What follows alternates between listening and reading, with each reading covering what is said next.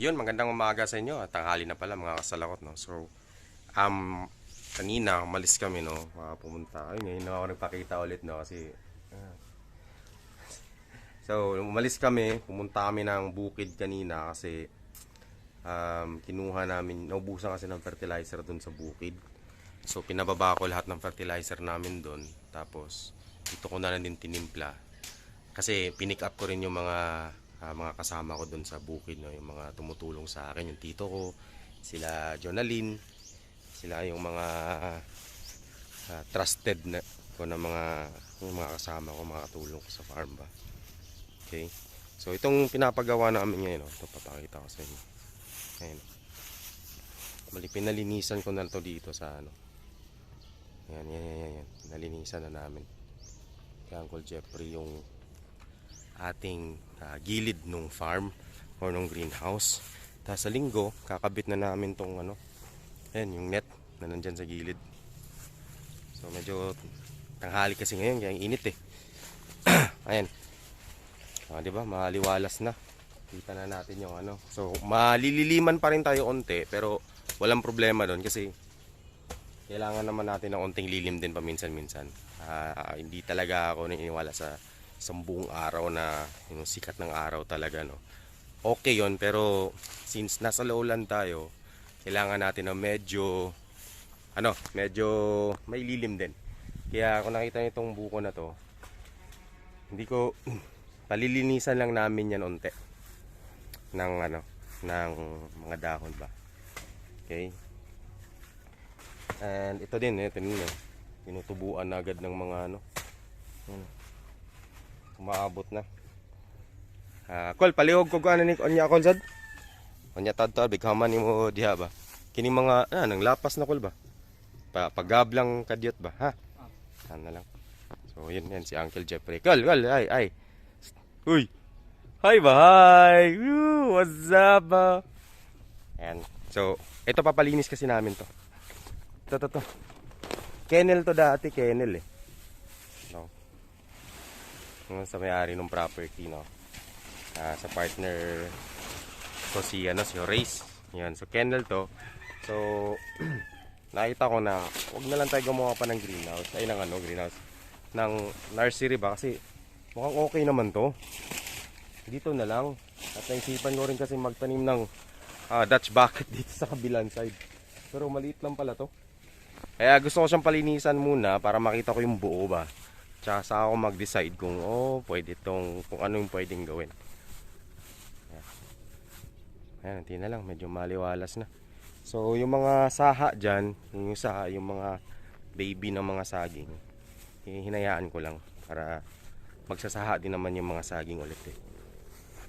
Okay, so ito, ipapakita pala ako sa inyo. Switch na ako sa kabilang camera. Actually para may dual MS to eh. Teka. Switch ko lang. Ayun, meron may dual video tayo. So, ang ginawa namin, ito pala, isa sa mga matagal ko nang sinasuggest to sa mga dati ko pang video, mga kasalakot. So, kung napapansin nyo to, parang baliktad ata yung t-shirt ko. Mataba lang tayo. Okay, kung napapansin nyo, so meron tayong hiwalay na takalan.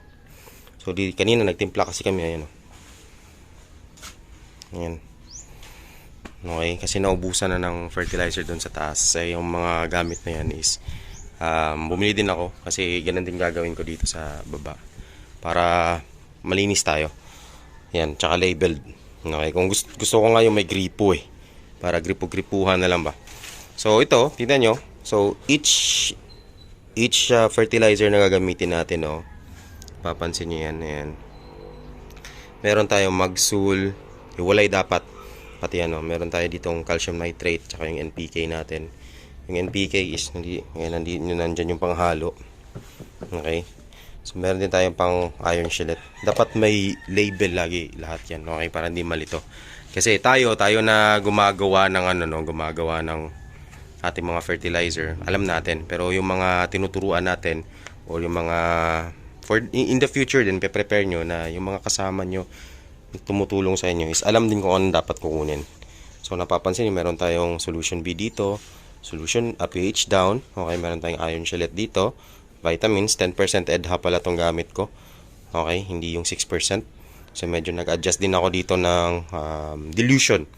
Meron din tayong solution A, which is yung calcium nitrate natin. Okay, at ito na yung mga cups na pinabutasan ko rin, no. So nasa 1,000 cups to. Kasi mamaya-maya ano din tayo, mag suso ulit para sa next. Okay. At ito pala, share ko lang din to. Sa Shopee pala guys, no, mga kasalakot, makakakuha kayo ng replacement ng probe. Yan. Kasi yung probe ko dun sa bukid, wala na, hindi na gumana kasi. Kaya nung umorder ako ng gamit para dito. Yan, tingnan nyo. Yan. So, nagkaganyan na siya. Kahit anong linis namin. Nililinisan naman siya.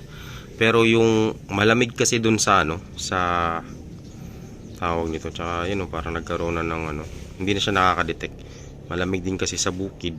Kapag iniwan kong moist to, nabukasan, nagkaganyan siya. So, ayun, parang kita nyo yun. Parang nagka-molds. Fungus na. So, wala na. Pinalitan ko siya. So, bumili ako ng bago. Ito pa rin yung lumang probe natin. Ay, lumang tester. Ito yung gamit ko. Pero, bagong-bago ang ating probe. Tsaka tinesting ko na siya. Gumana naman siya. Okay. So, no need ni calibrate kasi kinalibrate ko na to eh. So, pag nagpalit ng probe, hindi nyo na kailangan i-calibrate. Okay. So, higpit ko lang, no. Shinare ko lang kasi natuwa ako eh na may probe replacement ba. So, ito papadala ko to dun sa taas. Okay. So, separate ko kasi yung ginagamit ko dito kasi ino-audit ko po yan. Tsaka separate din dun sa taas. Hiwala yan. So, itong mga nakagalon na to, unti lang kasi yan. Nasa 3 liters lang yung mga yan. Sobra. Yun yung tinimpla ko para dun sa small farm dun sa bukid.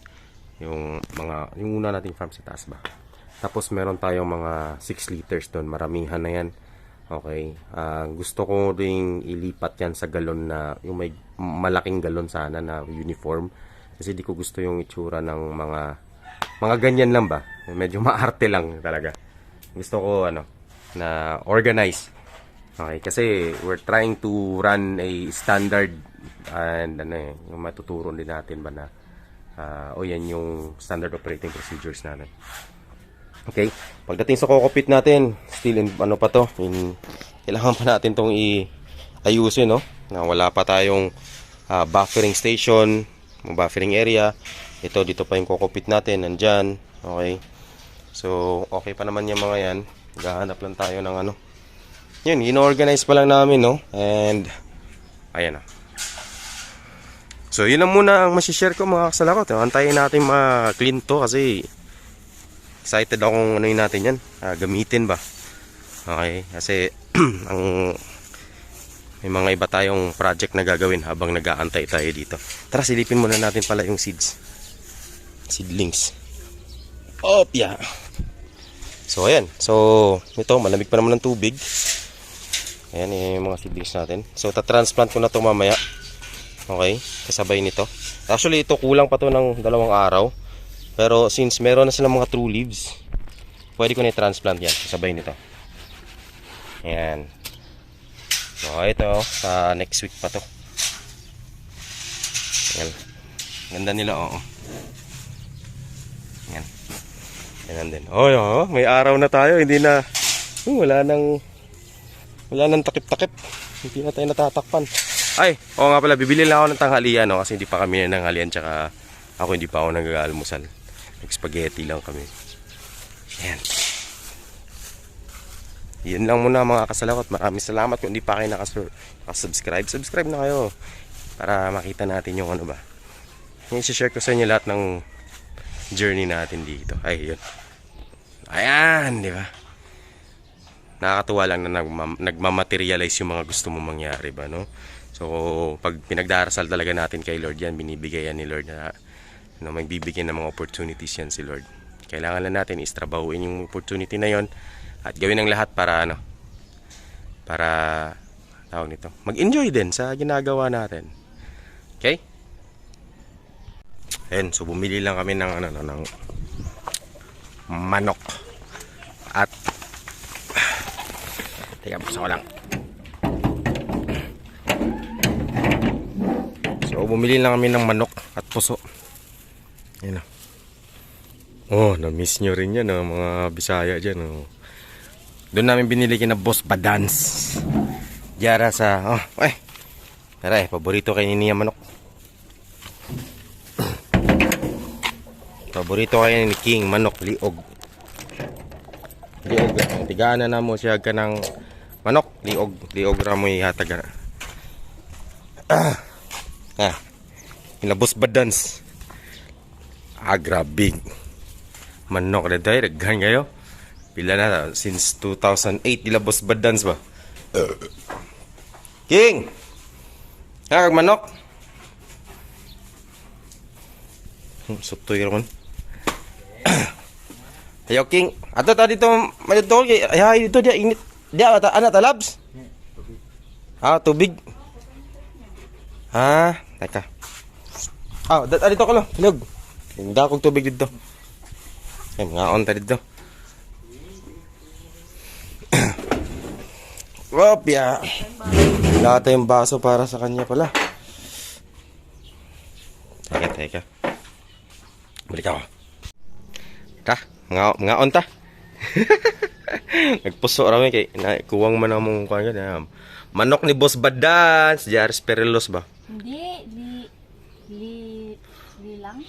Lang ba 'yon? Iba yung badang yung... Di ba yun? Boss Badans nakabutang sa ilang Iba kuman. yung fried chicken ibang brand. Sayop di ay. Sayop di ay. Ibang Pero basta brand. naranas kuan Perilos ba duol sa nga ni sa Shell. Luto mi kuan niya ikuwangan man. Palitag panok ay. Magpuso. Napay kanon dito. Kiri siya tigaan sa dinamo niya. Maniod to sa mi.